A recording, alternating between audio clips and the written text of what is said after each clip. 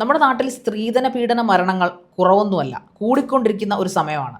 പക്ഷേ കുറച്ച് വർഷങ്ങൾക്ക് മുമ്പ്, ഒന്നോ രണ്ടോ വർഷങ്ങൾക്ക് മുൻപ് നമ്മുടെ നാടിനെ ആകെ ഞെട്ടിച്ചു കളഞ്ഞ ഒരു ആത്മഹത്യ ഉണ്ടായിരുന്നു. സ്ത്രീധനത്തിൻ്റെ പേരിൽ, അതിൻ്റെ പേരിൽ പീഡനം അനുഭവിച്ച് മരണപ്പെട്ട, സ്വയം അതിന് ജീവൻ ഒടുക്കി പോയ ഒരു പെൺകുട്ടി വിസ്മയ കൊലക്കേസ് എന്ന് തന്നെ പറയേണ്ടി വരും നമുക്ക്.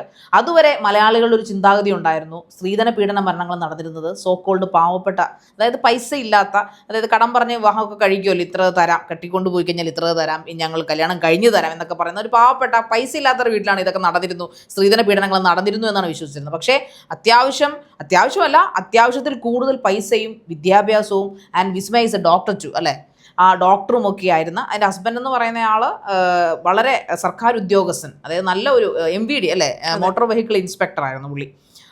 അങ്ങനെ നല്ല സോക്കോൾഡ് ഫാമിലി, നല്ല സ്റ്റാറ്റസ് ഉള്ള ഒരു ഫാമിലിയിൽ ഇങ്ങനൊരു മരണം സംഭവിക്കുക എന്ന് പറഞ്ഞാൽ ശരിക്കും അന്ന് വരെ ഉണ്ടായിരുന്ന സ്ത്രീധന പീഡന മരണങ്ങളുടെ ചിന്താഗതികളെ പൊളിച്ച് എഴുതിയ ഒന്നായിരുന്നു.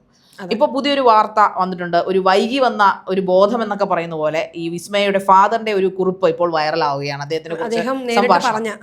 നേരിട്ട് പറഞ്ഞ കുറച്ച് കാര്യങ്ങൾ ഒരു മെയിൻ സ്ട്രീം മാധ്യമവുമായിട്ടുള്ളൊരു ഒരു അഭിമുഖം പോലെ ഒരു സംസാരത്തിനിടയിൽ അദ്ദേഹം വെളിപ്പെടുത്തിയ കുറച്ച് കാര്യങ്ങൾ ശ്രദ്ധ നേടുക. കാരണം ഈ ഒരു സാഹചര്യത്തിൽ, ഈ ഒരു അവസ്ഥയിൽ സ്വന്തം മകളെ അവർക്ക് നഷ്ടപ്പെട്ടു, അവരുടെ മകൾ ആത്മഹത്യ ചെയ്തു. അപ്പോൾ വിവാഹത്തിനെ തുടർന്നാണ് ആ കുട്ടിയുടെ ജീവൻ ഇല്ലാതായത്. അല്ലെങ്കിൽ ഒരുപക്ഷെ ഇന്നും നമുക്കൊപ്പം ആ കുട്ടിയും ജീവിച്ച ഒരു ഡോക്ടറായിട്ട്. അപ്പോൾ തീർച്ചയായിട്ടും ഇതിനെപ്പറ്റി പറയാൻ ഏറ്റവും കൂടുതൽ യോഗ്യനായ വ്യക്തി ഈ പറയുന്ന വിസ്മയയുടെ അച്ഛൻ തന്നെയാണെന്ന് പറഞ്ഞുകൊണ്ട് തന്നെയാണ് അവർ ഈ കാര്യങ്ങളെല്ലാം ചോദിച്ചത്. അപ്പോൾ അതിനകത്ത് വിസ്മയയുടെ അച്ഛൻ ശരിക പറയുന്നു, തീർച്ചയായും ഒരു പെൺകുട്ടിയെ വിവാഹം കഴിച്ചു കൊടുക്കുന്നുണ്ടെങ്കിൽ അവൾ സ്വന്തം കാലിൽ നിന്നതിന് ശേഷം, അതായത് സ്വന്തമായിട്ടൊരു ജോലി സമ്പാദിച്ചതിന് ശേഷം മാത്രമേ ഒരു പെൺകുട്ടിയെ വിവാഹം കഴിച്ച് നൽകാവൂ എന്ന് ഈ അച്ഛൻ പറയുന്നു. മറ്റൊരു കാര്യം അച്ഛൻ പറയുന്നത്, ഏതൊരു ആണും പെണ്ണ് കാണാൻ വീട്ടിൽ വന്നു കഴിഞ്ഞാൽ സ്ത്രീധനം ആഗ്രഹിച്ചുകൊണ്ടാണ്, അല്ലെങ്കിൽ സ്ത്രീധനം ചോദിക്കുന്നുവെങ്കിൽ അവർക്ക് ഡീസൻ്റ് ആയിട്ട് ഒരു ഗ്ലാസ് ചായ കൊടുക്കുക, സന്തോഷത്തോടെ വീട്ടിൽ നിന്ന് ഇറക്കി വിടുക. അപ്പോൾ ഈ കാര്യങ്ങളെല്ലാം ഈ അച്ഛനെ സംബന്ധിച്ചിടത്തോളം ഇപ്പോഴാണ് ഓർമ്മ വന്നത്, ഇപ്പോഴാണ് അദ്ദേഹം അതിനെപ്പറ്റി ചിന്തിക്കുന്നത്. ആ ചിന്തിക്കേണ്ട സമയത്ത് ഒരുപക്ഷെ ചിന്തിച്ചിരുന്നെങ്കിൽ ഇന്ന് അദ്ദേഹത്തിന്റെ മകളും നമുക്കൊപ്പം ഉണ്ടായേനെ. അത് മാത്രമല്ല അദ്ദേഹം പറയുന്നുണ്ട്, ഇപ്പം ഇത്രയേറെ സ്വർണവും അതുപോലെ തന്നെ കാറും നൽകി സൗദിയിൽ കിടന്ന് കഷ്ടപ്പെട്ട് അധ്വാനിച്ചുണ്ടാക്കിയ 13-13.5 ലക്ഷം രൂപ കൊടുത്ത് അദ്ദേഹം വാങ്ങിയ കാറാണ്. ഒരു വിലയും കൽപ്പിക്കാതെ അത് പോരാ എന്നുള്ളൊരു വാശി, അല്ലെങ്കിൽ ആ ഒരു മനോഭാവം കാണിച്ചത്. അത് നമുക്കറിയാം, ഈ പ്രവാസികൾ അല്ലെങ്കിൽ പുറം ലോകത്ത് അല്ലെങ്കിൽ ഇന്ത്യക്ക് വെളിയിലൊക്കെ പോയി കഷ്ടപ്പെടുന്ന എന്തോരം ബുദ്ധിമുട്ടിയിട്ടാണ് ഈ പൈസ ഉണ്ടാക്കുന്നതെന്ന്. അപ്പോൾ സ്വന്തം മകള് സന്തോഷമായിട്ടിരിക്കട്ടെ എന്നുള്ള എല്ലാവരുടെയും ഒരു ധാരണയാണ് ഈ പറയുന്ന സ്വർണവും കാറും സ്ത്രീധനമായിട്ട് പല വസ്തുക്കളും കൊടുത്തു കഴിഞ്ഞാൽ മകൾക്ക് സന്തോഷം എങ്ങനെയാണ് കിട്ടുക. ഇപ്പം അദ്ദേഹം തന്നെ പറയുന്നു, സ്ത്രീധനം കൊടുക്കുന്നതും വാങ്ങുന്നതും തെറ്റാണ്. പക്ഷെ ഇത് എല്ലാവർക്കും അറിയാം, സ്ത്രീധനം കൊടുക്കുന്നതും വാങ്ങുന്നതും തെറ്റാണെന്ന് അറിയാമെങ്കിൽ പോലും അതിനെ പല രീതിയിലുള്ള പേരുകളിലേക്ക് മാറ്റി, സ്നേഹ സമ്മാനമെന്നും വിവാഹ സമ്മാനമെന്നും അങ്ങനെ പല പേരുകളിലായിട്ട് ഇഷ്ടമുള്ളതുപോലെയൊക്കെ എല്ലാവരും കൊടുക്കുന്നുണ്ട്. ഈ അച്ഛൻ പറയുന്നത് ഇപ്പോൾ ഈ അച്ഛൻ പറയുന്നത്, ഇനി അഥവാ നിങ്ങൾക്ക് അങ്ങനെ കൊടുക്കണമെന്ന് ആഗ്രഹമുണ്ടെങ്കിൽ സ്വന്തം മകളുടെ പേരിൽ ബാങ്കിൽ ഒരു ഫിക്സഡ് ഡിപ്പോസിറ്റ് FD ഇട്ട് കൊടുക്കൂ. ഇതൊക്കെ കാലാകാലങ്ങളായിട്ട് പെൺകുട്ടികൾ തന്നെ പറയുന്നവരും ആവശ്യപ്പെടുന്നവരും ഉണ്ട്, മാതാപിതാക്കൾ അത് അറിഞ്ഞ് ചെയ്യുന്ന ആളുകളും നമുക്കിടയിൽ ഉണ്ട്, പക്ഷെ വളരെ ചുരുക്കം എന്ന് മാത്രം. പക്ഷേ എങ്കിലും ഈ പറയുന്ന സമൂഹത്തിന് മുന്നിൽ കല്യാണം എന്ന് പറഞ്ഞു കഴിയുമ്പോൾ മാലയും വളയും എണ്ണാൻ വേണ്ടി വരുന്ന ആളുകളാണല്ലോ കൂടുതലും ഓരോ വിവാഹത്തിലും ഉള്ളത്. അപ്പൊ സ്വാഭാവികമായിട്ടും ആളുകളെ കാണിക്കാൻ അവരെന്ത് വിചാരിക്കും, നിനക്കൊന്നും തന്നില്ലേ, അല്ലെങ്കിൽ ചെറുക്കൻ്റെ വീട്ടുകാർ എന്ത് വിചാരിക്കും എന്നൊക്കെയുള്ളൊരു ചിന്താഗതിയാണ്. പിന്നെ മറ്റൊരു കാര്യം ഈ അച്ഛൻ പറഞ്ഞത്, തൻ്റെ മകൾക്ക് 22 വയസ്സിന് ശേഷം പിന്നെ 28-ലോ 29-ാമത്തെ വയസ്സിലോ മറ്റോ ജാതക പ്രകാരം കല്യാണ യോഗമുള്ളൂ. അപ്പോൾ ബന്ധുക്കളെല്ലാം പറഞ്ഞു, കല്യാണം കഴിച്ചു കൊടുക്കുക, അല്ലെങ്കിൽ 22 വയസ്സിൽ കല്യാണം കെട്ടിക്കുക, അല്ലെങ്കിൽ പിന്നെ ഇത്രയും ലേറ്റ് ആവില്ലേ, ഇനിയിപ്പോൾ 6 മാസത്തെ പഠിത്തം കൂടെ അല്ലേ ഉള്ളൂ, 6 മാസത്തെ പഠിത്തം വിദ്യാഭ്യാസം പൂർത്തിയാക്കി കഴിഞ്ഞാൽ മകൾ പിന്നെ ഡോക്ടറായില്ലേ, പിന്നെ അവൾക്ക് ജോലിക്ക് പോവാമല്ലോ. അപ്പോൾ സ്വാഭാവികമായിട്ടും ഇത്രയും പ്രഷർ ബന്ധുക്കളുടെയും സുഹൃത്തുക്കളുടെയും സ്വന്തം വീട്ടിൽ നിന്നും ഒക്കെയുള്ള ആ ഒരു പ്രഷർ വന്നപ്പോൾ ഞാൻ സമ്മതിച്ചു പോയതാണ് എൻ്റെ മകളുടെ വിവാഹത്തിന്. ശരിക്കും ഈ ജാതകം നോട്ടം തന്നെ നിർത്തലാക്കണം, അല്ലെങ്കിൽ അങ്ങനെ നോക്കി ഒരു പെൺകുട്ടിയുടെ വിവാഹം നടത്തരുത് എന്നാണ് ഇന്ന് ആ അച്ഛൻ വിളിച്ചു പറഞ്ഞത്. ശരി, പക്ഷേ ഈ ചിന്തകളെല്ലാം ഒരുപാട് വൈകിപ്പോയല്ലോ. കാരണം ഈ പറയുന്ന ഒരു ചേട്ടനുണ്ടായിരുന്നു, മകൾ ഒരു രണ്ട് കുട്ടികളെ അദ്ദേഹത്തിന് ഉണ്ടായിരുന്നുള്ളൂ, ഒരു ആണും ഒരു പെണ്ണും. അതിൽ ഈ വിസ്മയ എന്ന് പറയുന്ന മിടുക്കി കുട്ടി, സ്കൂളിലും കോളേജിലും ഒക്കെ അവളെക്കുറിച്ച് അന്വേഷിച്ചാൽ അവർക്ക് നല്ലത് മാത്രമേ ടീച്ചേഴ്സിന് പറയാനുണ്ടായിരുന്നുള്ളൂ. And she is also brilliant student too. അതുകൊണ്ടാണല്ലോ അവർ ഡോക്ടറിന്, അതായത് ഈ പറഞ്ഞാൽ ആയുർവേദ മെഡിസിന് പഠിക്കുകയായിരുന്നു. ഈ പറയപ്പെടുന്ന വ്യക്തി, അതായത് അവരുടെ സ്റ്റാറ്റസിന് ചേർന്ന നല്ല വിദ്യാസമ്പന്നനായ സുമുഖനായ ചെറുപ്പക്കാരനെ വിവാഹം ആലോചിക്കുന്നു. ഓക്കെ, രണ്ടുപേരും ഏകദേശം സാമ്പത്തികമാണ്.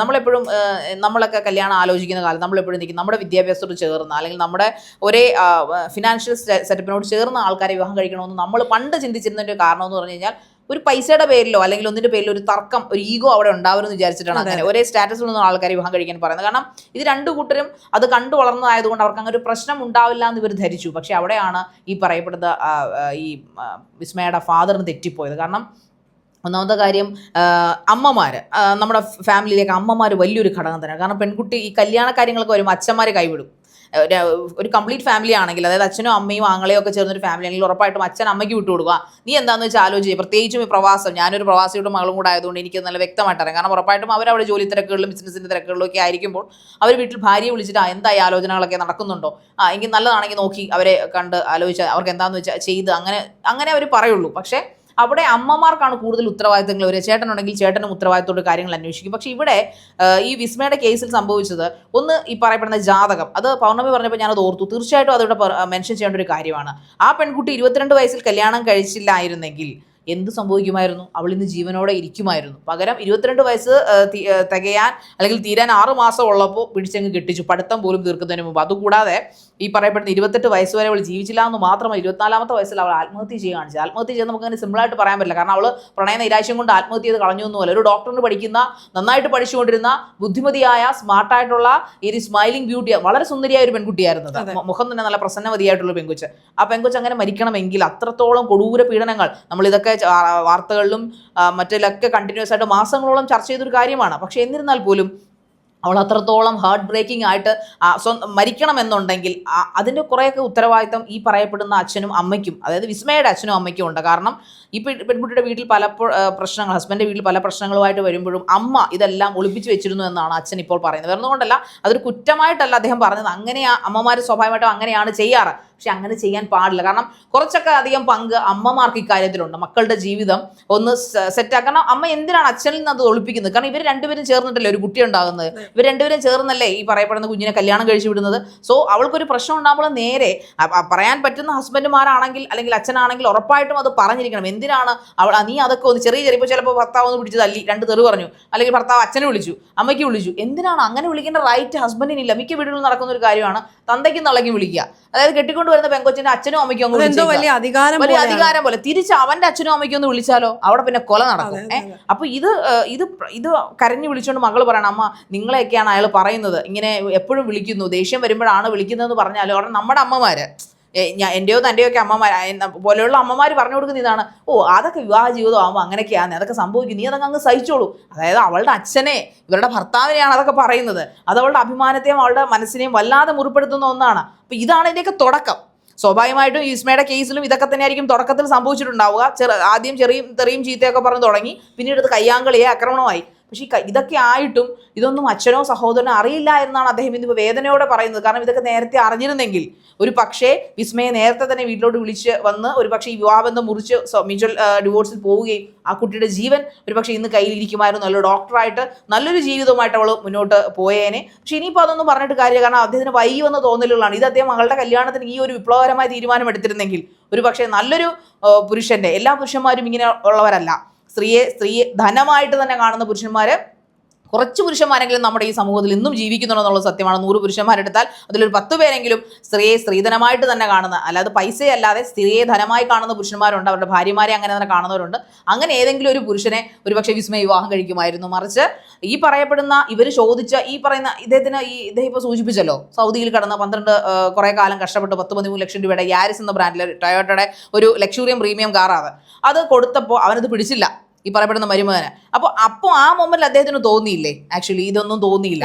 കാരണം അത്രയും ഇങ്ങനൊരു തോന്നലുകൾ. അപ്പോൾ സ്വാഭാവികമായിട്ട് അപ്പുറത്തെ പക്ഷേ അമ്മ പറഞ്ഞിട്ടുണ്ടാവും, അത് നമ്മുടെ ഒരേ ഒരു മോളല്ലേ, ഒരേ ഒരു മരുമകനല്ലേ, നിങ്ങൾ അങ്ങ് ആഗ്രഹം കഴിച്ചു, അവൻ്റെ ഒരു ആഗ്രഹം അങ്ങ് പറയുന്നതല്ലേ. അത് അവൻ്റെ ഗ്രീഡിനെസ്സിനെ കാണാൻ എന്തുകൊണ്ടാണ് ഇന്നും സ്റ്റിൽ നമ്മുടെയൊക്കെ അച്ഛനും അമ്മയ്ക്കും ഒന്നും സാധിക്കാത്തത്, കാണാത്തത് എന്തുകൊണ്ടാണ്? അന്ധമായ മകളോടുള്ള സ്നേഹം കൊണ്ടാണോ? അതിന് സ്നേഹമെന്ന് നമുക്ക് ഒരിക്കലും പറയാൻ പറ്റുമോ പൗർണമി? ഒരിക്കലും ഇല്ല. അപ്പം സ്നേഹിക്കാം, എത്ര വേണേലും സ്നേഹിക്കാം, അതിനൊന്നും ഒരു പരാതിയില്ല. പക്ഷേ ഇത്രയും ഇത്രയും നാളും വളർത്തിക്കൊണ്ട് വന്നിട്ട് അതും സ്നേഹവും വേണ്ട കാര്യങ്ങളും എല്ലാം ചെയ്തു കൊടുത്ത് വിദ്യാഭ്യാസം ആയിക്കോട്ടെ അല്ലെങ്കിൽ മകളുടെ ആവശ്യപ്രകാരമുള്ള എല്ലാ കാര്യങ്ങളും ചെയ്തു കൊടുത്തിട്ട് അവസാനം ഒരു കല്യാണം കഴിച്ച് അവളുടെ ജീവിതം തന്നെ അല്ലെങ്കിൽ ജീവൻ തന്നെ ഇല്ലാതാക്കേണ്ട ഒരു ആവശ്യമില്ലല്ലോ. എപ്പോഴും ജീവിതത്തിലും ഇമ്പോർട്ടൻ്റ് ആയിട്ട് നമ്മൾ കാണേണ്ട ജീവന് തന്നെയാണ്. ജീവൻ ഉണ്ടെങ്കിലല്ലേ ജീവിതം ഉണ്ടാവുള്ളൂ. അപ്പോൾ ഇങ്ങനെ ഒരു സാഹചര്യം വരുമ്പോൾ ഇപ്പം പെൺകുട്ടികളെ കൂടുതലും അല്ലെങ്കിൽ കുറച്ചുകൂടി ധൈര്യമുള്ളവരാക്കി മാറ്റുക. അതായത് ഇങ്ങനെയുള്ള സിറ്റുവേഷൻസ് ഉണ്ടായി കഴിഞ്ഞാൽ അത് ഫേസ് ചെയ്യാനും അതിൽ നിന്ന് ഓവർകം ചെയ്യാനും, അതായത് അവിടെ നിന്ന് എന്തെങ്കിലും ബുദ്ധിമുട്ടോ അല്ലെങ്കിൽ അടിക്കുകയോ തൊഴിക്കുകയോ പിച്ചോ ഒക്കെ ചെയ്ത് കഴിഞ്ഞാൽ അത് സഹിച്ചു നിൽക്കണം എന്നല്ല,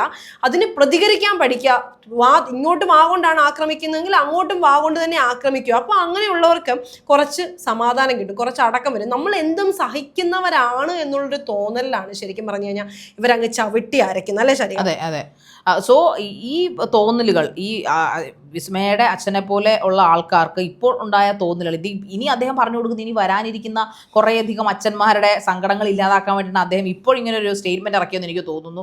സോ എനിവേ എന്ത് തന്നെ ആയാലും അച്ഛനും അമ്മയും കൂടെ തിരഞ്ഞെടുക്കുന്ന പയ്യന്മാരെ വിവാഹം കഴിക്കുന്ന കുട്ടികൾക്ക് അച്ഛനും അമ്മയും ആദ്യം പറഞ്ഞു കൊടുക്കേണ്ട കുറേ കാര്യങ്ങളുണ്ട്. നിങ്ങൾ ഈ പറയുന്ന കുട്ടികളെ ഇൻഡിപെൻഡൻ്റ് ആക്കുക. അതോടൊപ്പം തന്നെ എന്തെങ്കിലും പ്രശ്നമുണ്ടെങ്കിൽ നിങ്ങൾ 2 കൈ നീട്ടി ഞങ്ങളുടെ വീട്ടിലേക്ക് പോരും. നിങ്ങൾ എന്നും ഞങ്ങളുടെ മകളാണ്. ആരുടെ കൂടെ വിവാഹം കഴിച്ച് നിങ്ങളെ വിട്ടാലും അതൊരു ബാധ്യത അല്ല എന്നൊരു ബോധ്യം പെൺകുട്ടികൾക്ക് ഉണ്ടാക്കി കൊടുക്കണം. ഇന്നിപ്പോൾ ഷോർട്ട് ഫിലിംസിലൂടെയൊക്കെ നമ്മളത് കാണുന്നുണ്ട്. പല ഷോർട്ട് ഫിലിംസിലും നമുക്ക് സന്തോഷം തോന്നാറുണ്ട്.